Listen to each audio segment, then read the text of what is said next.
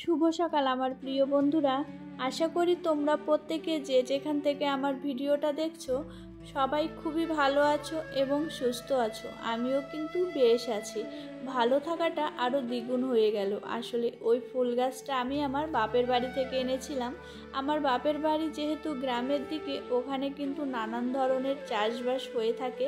সেখান থেকেই মাঝে মাঝে আমি ফুল গাছটা এটা ওটা নিয়ে আসি। তবে ফুল গাছটায় যে ফুল হবে আমি কখনোই ভাবতে পারিনি। তবে ফুলটা হয়েছে দেখে আমার মনটা একদম ভরে গেল। যাই হোক, সকালবেলা ঘুম থেকে উঠে ফ্রেশ হয়ে নিচে চলে এসেছি। আর নিচে এসেই রান্নাঘরে চলে এসেছি। মায়ের কাছে শুনে নিলাম মা কী রান্না করব। মা বলল ডিমের ঝোল রান্না করো। তাই ডিমটাকে আমি প্রেসার কুকারে দিয়ে দিয়েছি সিদ্ধ করার জন্যে। আগে দুধটাকে নামিয়ে নেব, তারপর আমি প্রেসার কুকারটাকে ডিমটা সিদ্ধ করে নেব। আর যেহেতু প্রচণ্ড পরিমাণে গরম পড়ছে, দুধটাকে ভালো করে জাল না দিলে দুধটাও না কেটে যাচ্ছে। এই সাইডে আমার লিকার চাটাও করা হয়ে গেছে, তারপরে দুধ চা বসিয়ে দিয়েছি। আর এখানে ডিম সিদ্ধও বসিয়ে দিয়েছি। আর ভাতটাকে বসিয়ে দিয়ে আমি চলে যাব বেগুন ছিঁড়তে। আসলে ভিডিওটা যেহেতু আমি একা একাই শ্যুট করছিলাম, মামামের পাপা উঠেছিল না, তাই আমি আর সেটা তোমাদের সঙ্গে দেখাতে পারলাম না। তেমন একটা বেগুন কিন্তু এখন আর হয় না, আসলে প্রচণ্ড রোদ্দুরের জন্যে, আর গাছের বয়সও হয়ে গেছে। তাই যেটা হয়েছে সেটাতে আমাদের হয়ে যাবে। আর বেগুনগুলোকে কেটে আমি কিন্তু জলে ভিজিয়ে রেখেছি, বেগুনের কষটা যাতে বেরিয়ে যায়। আর এখানে কিছু আলু দেবো ভেবেছি। আলুগুলোকেও কেটে আমি সামান্য একটু লবণ মাখিয়ে রেখেছি, যাতে আলুর রসটাও না বেরিয়ে যায়। আর এখানে এই যে দেখো, আমার কিন্তু ডিম সিদ্ধটা করা হয়ে গেছে। খুব সুন্দর ডিম সিদ্ধ হয়েছে। আর প্রেসার কুকারে দিয়ে দুটো সিটি দিলেই কিন্তু ডিমটা খুব ভালোভাবে সিদ্ধ হয়ে যায়, একদম ভেঙে যায় না, আর খোসাটাও খুব সুন্দর উঠে যায়।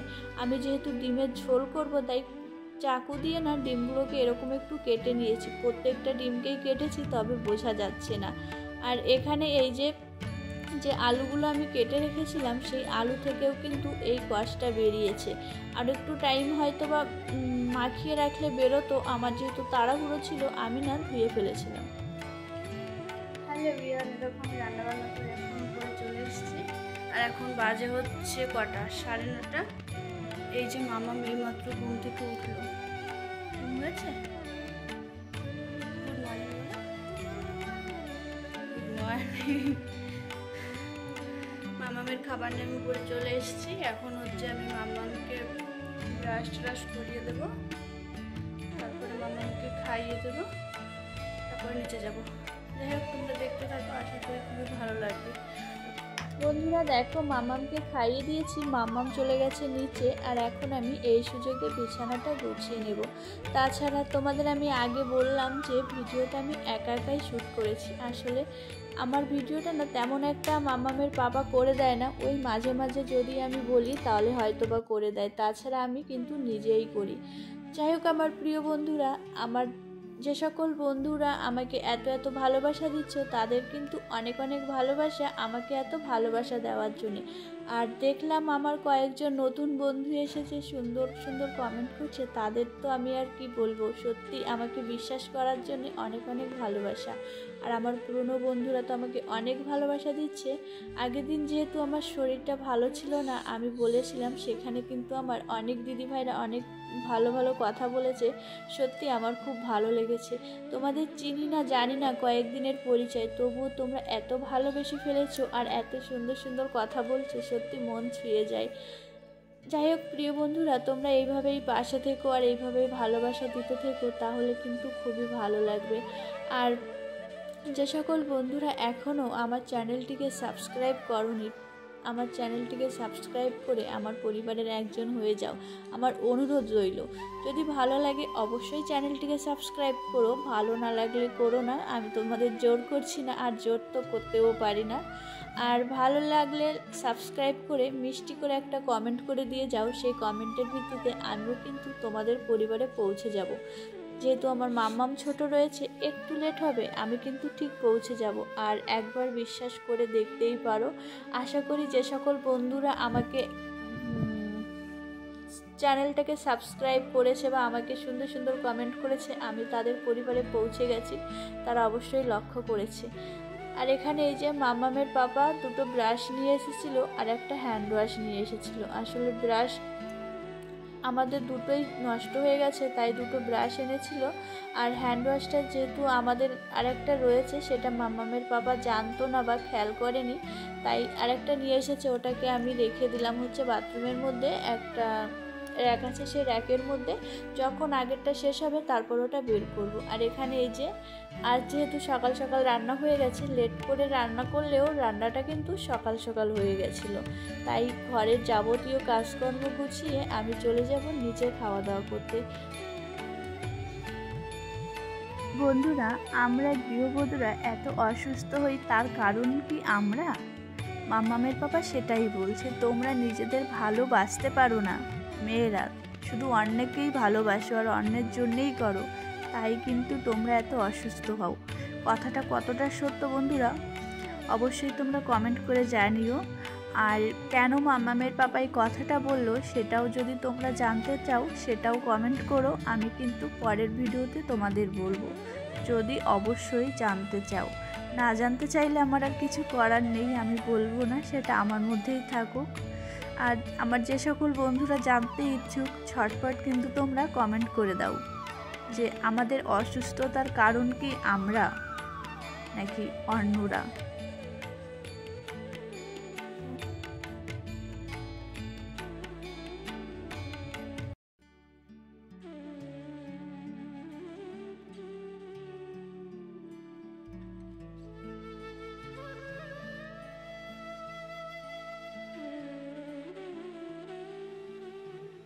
গুড আফটারনুন আমার প্রিয় বন্ধুরা, এখন সময় হয়ে গেছে ওই দুপুর 12টা 10। আমি স্নান করে নিয়েছি, সাথে মামামের তো স্নান হয়ে গেছে। আর মামাম যেহেতু ছোট রয়েছে, আমার প্রতিদিন কিছু জামা কাপড় কিন্তু মামামের ধুতেই হয়, তবে সেটা কিন্তু আমি স্নান করার সময় ধুয়ে দিই। আর এই যে আজ হচ্ছে মামামের পাপার এই শার্টটাও ধুয়ে দিয়েছিলাম, আজ এই এক বালতি জামা কাপড় আমি ধুয়েছি। আর এই মামামের পাপার শার্টটা যেহেতু আমি ধুয়েছি, পকেটটার মধ্যে না এই টাকাটা ছিল, সাথে আমি এই টাকাটাকেও ধুয়ে দিয়েছি। আসলে পকেট খুঁজে দেখার অভ্যাসটা আমার না নেই, তাই আমি আর খুলে দেখিনি। এখন জামা কাপড় ধোয়া হয়ে গেছে, জামা কাপড় হচ্ছে নিংড়াবো, তখন দেখি এখান থেকে টাকা বেরিয়ে পড়লো। তাই এখানে এই যে টাকাগুলো আমি নেড়ে দেব। এখানে রয়েছে হচ্ছে যে 120 টাকা। এই ভুলটা না আমার মাঝে মাঝেই হয়ে থাকে, আমি ভাবি যে আমি দেখবো পকেটটাকে, কিন্তু আমার না সে খেয়ালটা থাকে না, আর ইচ্ছাও করে না, তাই আর দেখা হয় না। এই যে টাকাগুলোকে এখানে মেলে দিয়েছি, আর এই জামা কাপড়গুলো আমি এখন 3 তলাতে মেলতে চলে যাব। আমার প্রিয় বন্ধুরা, তোমরা দেখতে থাকো, আশা করি ভিডিওটা খুবই ভালো লাগবে। আর আসছি আবার বিকেলবেলায়। গুড ইভিনিং আমার প্রিয় বন্ধুরা, এখন বেজে গেছে ওই প্রায় 7:30 মতন। দুপুরে খাওয়া দাওয়া করে বেশ কিছুটা টাইম চলে গেছে আর ভিডিও করা হয়নি। তারপরে এখানে এই যে মাম্মামকে একটু পড়তে বসিয়েছিলাম। মাম্মাম যেহেতু দুপুরবেলা ঘুমোয়নি, আসলে বাচ্চারা পড়তে বসলেই না ওদের যত রাজ্যের ঘুম, পেটে ব্যথা, খাওয়া দাওয়া, পটি, টয়লেট সবটা ওদের ওই সময়ই, তেমনটা ঠিক আমার মেয়েরও। তাই ওকে কিছুটা টাইম বই পড়িয়েছি, তারপরে খাইয়ে দিয়েছি। এখন আমি হচ্ছে ওকে ঘুম পাড়িয়ে দেব। আর যেহেতু শরীরটা ভালো ছিল না, সারাটা দিন এই বিছানার উপরেই রয়েছি আমি আর মাম্মাম, তার জন্য বিছানার ওই অবস্থা। আর এখানে আমি বিছানাটাকে ভালো করে ঝেড়ে নিয়েছি আর বিছানাটা করে নিয়েছি। মশারিটা এখনও টানাইনি, মশারিটা পরেই টানাবো, আগে মাম্মামকে ঘুম পাড়িয়ে নেব তারপরে। আর এখানে যে মাম্মামকে তো আমি বড় জামা পরিয়ে দিয়েছি, বড় জামা, বড় প্যান্ট। আর আমি মাম্মামকে ঘুম পাড়ানোর সময় এই দুটো জিনিস পরাবই, কেননা ঘরে এসি চলে তার কারণে। আর মাম্মামকে এখানে ঘুম পাড়িয়ে আমি চলে গেছিলাম নিচে। এখানে গিয়ে দেখি মা সবজি কেটে রেখেছে, একটা পাঁচমিশালি সবজি হবে আর হবে রুটি। তবে কুমড়োটা ছিল না, কুমড়োটা থাকলে খুবই ভালো হতো। আর বাকি যে সবজি, বেশ কয়েক রকমের সবজি ছিল, সেটা দিয়ে বসিয়ে দিয়েছিলাম তরকারিটা। আর এখানে দেখলাম কিছুটা দুধ রয়েছে, দুধটাকে ফ্রিজে রেখে দিলাম। আরও সমস্ত কিছু গুছিয়ে ফেলছিলাম যেহেতু রাত হয়ে গেছে। আর এখানে দুপুরেরও কিছুটা তরকারি ছিল। তারপরে এখানে আমার সবজি টবজি সব কিছু রান্না হয়ে গেছে। সব কিছু বলতে রাতে তো সবজিটা আর রুটিটাই হয়, আর না অনেকগুলোই রুটি করতে হয়েছিল, কেননা আজ ভাত তেমন একটা ছিল না, তাই বাড়ির প্রত্যেকেই প্রায় রুটি খাবে, তার জন্য বেশ অনেকগুলোই রুটি করতে হয়েছিল। আর লাস্টে বাবার জন্য একটা ডিম ভেজে নিয়েছিলাম। বাবা না নিরামিষ তরকারি খুব একটা পছন্দ করে না, তার জন্যে।